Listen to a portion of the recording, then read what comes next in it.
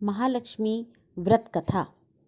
महालक्ष्मी व्रत अश्विन मास में किया जाता है, अर्थात कुंवार में जब पितृपक्ष चलते हैं तब उस समय यह महालक्ष्मी व्रत किया जाता है। माना जाता है कि इस व्रत को करने से माँ लक्ष्मी का सदैव साथ बना रहता है। इसके साथ ही व्रत करने वालों को सुख सौभाग्य की प्राप्ति होती है। कहते हैं कि महालक्ष्मी व्रत में गज यानी हाथी पर बैठी महालक्ष्मी की पूजा करने से धन धान्य की प्राप्ति होती है। राधा अष्टमी के दिन से शुरू होने वाले इस व्रत का पितृपक्ष की अष्टमी के दिन पारायण किया जाता है।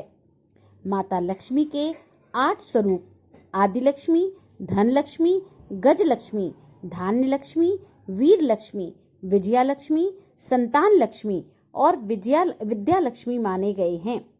महालक्ष्मी व्रत के दिन लोग हाथी पर बैठी मां लक्ष्मी की विधि विधान से पूजा करते हैं। मान्यता है कि विधि विधान से पूजा और व्रत कथा पढ़ने या सुनने से मां लक्ष्मी प्रसन्न होती हैं। महालक्ष्मी व्रत में व्रत कथा को जरूर सुनना या पढ़ना चाहिए, वरना यह व्रत अधूरा माना जाता है। महालक्ष्मी व्रत की कथा इस प्रकार है। एक गांव में एक गरीब ब्राह्मण रहता था। वह हर दिन विधि विधान से भगवान विष्णु की आराधना करता था।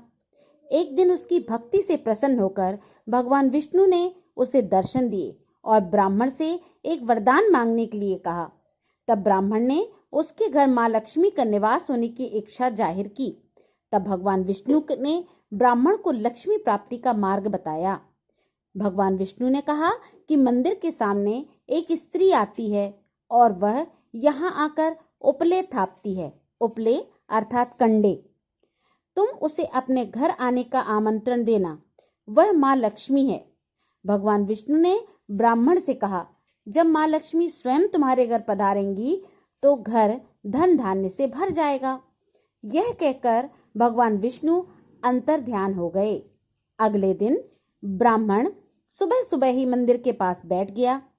लक्ष्मी माँ उपले थापने के लिए आई तो ब्राह्मण ने उनसे घर आने का निवेदन किया। ब्राह्मण की बात सुनकर के माता लक्ष्मी समझ गईं कि यह विष्णु जी के कहने पर ही हुआ है।